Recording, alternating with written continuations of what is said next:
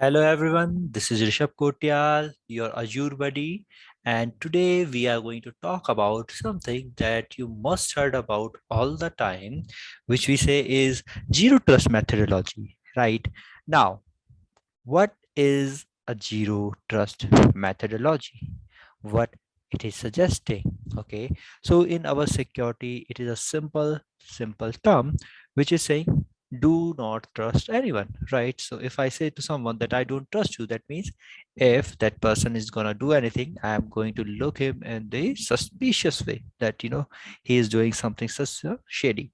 So same goes for your zero trust methodology is same goes for your zero trust methodology as well.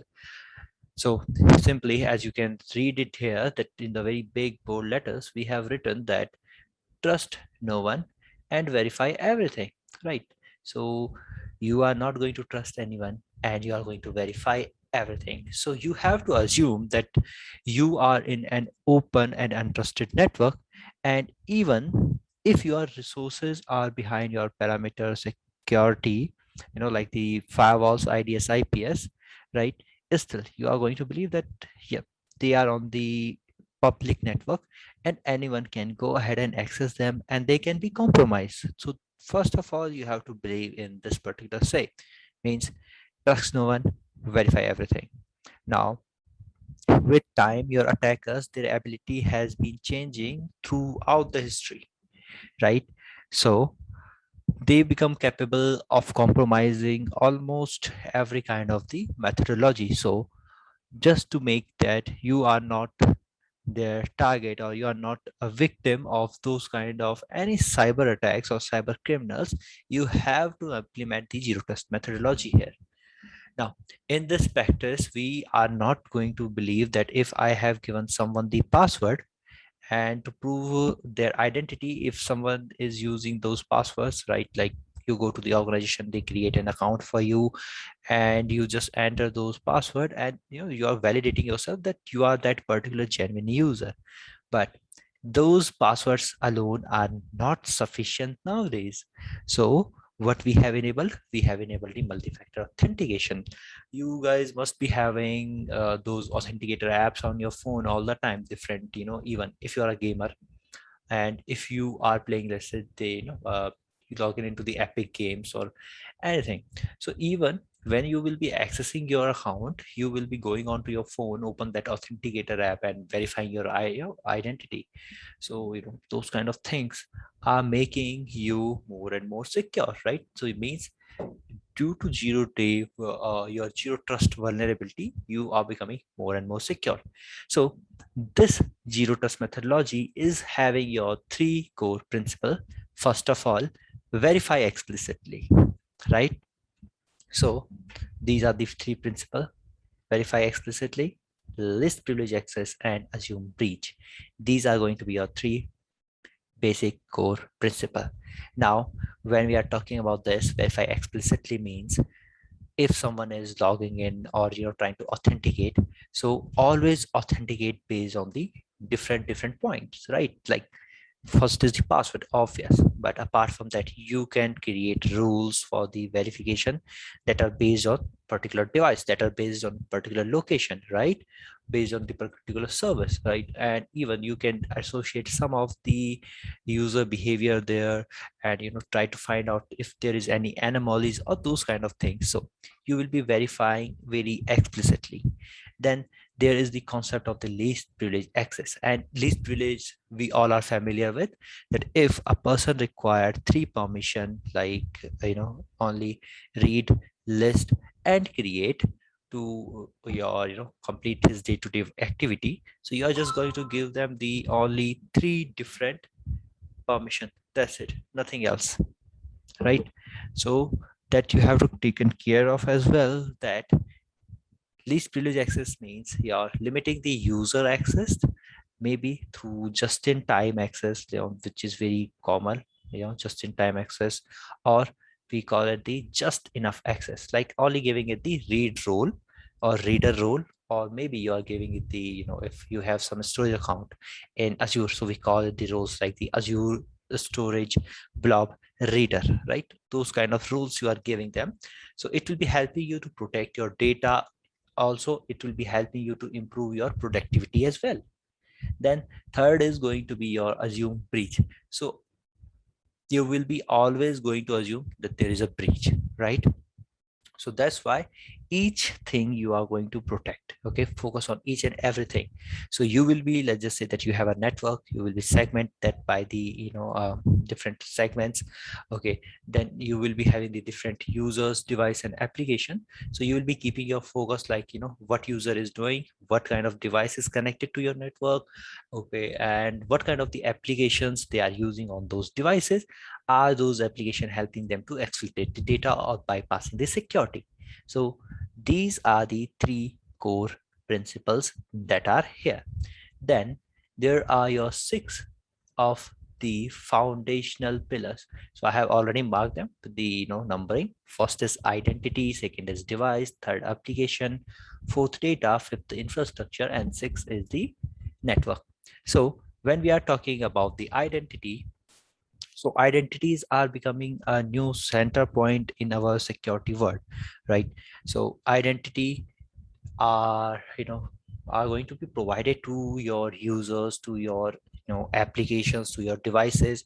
And whenever a particular identity is trying to access any resource, you are going to verify it with the very strong authentication methods, like use the biometric, or you are using the authenticator app, you are using the OTPs, means or even RSA tokens, right?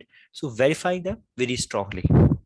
Then there are the device, and devices, they will be creating a large attack surface area, if you are familiar, right? So all the data, they are going to flow through that device. Either you talk about the on-premise or to the cloud, wherever your infrastructure is, that is going to flow through, or you are going to access it via device. So they create a large attack surface. So you always monitor the health of the device, that whether they are healthy, they are corrupted with a malware or not. So all that is going to be the part of your device inspection. You will be having policies, and you will be making sure that your device is a compliant device, right? Like if you are familiar with the concept of NAC, okay, network access control, you will be verifying your device is completely compliant. So that is up to you to make sure a device is always okay. Then applications are the means, the third pillar, applications, they are the means that how you are going to consume your data, right?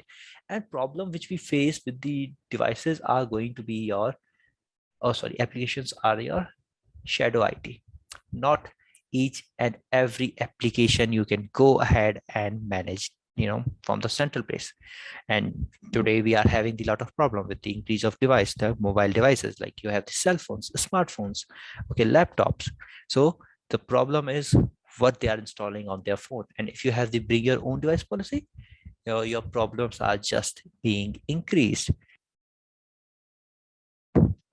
So in this particular scenario, what we have is your shadow IT is a problem, like what application they are using. So you have to manage the permissions and access, what application can be installed, what applications can do.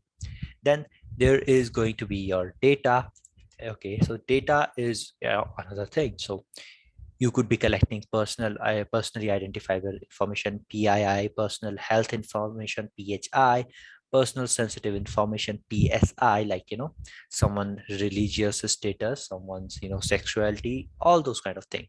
And you have to make sure that that kind of data that you're collecting, you're properly labeling it, classifying it, okay, encrypting it. If you have to perform de-identification, perform those kind of thing, and make sure that data is remaining safe. Either data is in data in store, data is data in transit, data in a store, okay, or data are in use, okay. So you have to keep sure that data is secure. Then there is your infrastructure. So your infrastructure could be in on premise, could be on cloud. So whenever you are planning the infrastructure, infrastructures are going to be your you have to plan them very carefully. Like, have you enabled the just in time access? for accessing the device, right?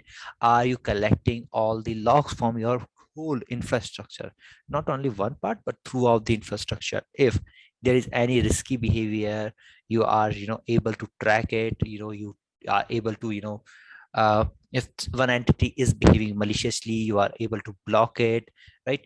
In general, are you able to take protective actions? So there you have to think about the infrastructure. And network is here from a very long time in our IT industry, right? And we all know that network should be segmented, right? You should be including the deeper in network micro segmentation. Also real-time threat protection should be there, end-to-end encryption, monitoring should be enabled, and analytics should be employed so that you can have a complete idea regarding the networking, what kind of the data in, data out, okay, what kind of the protocols being used and everything, right? So these are your three core principles and six foundational pillars of your zero trust methodology. Okay, I hope you understand this concept. For such concept, just follow InfoSec Train, and we will be back with such more videos. You can contact us. You can visit our website. Any course that you are looking for, we will be here to help you out. Okay, have a great day. Have a great week. Bye bye. Thanks.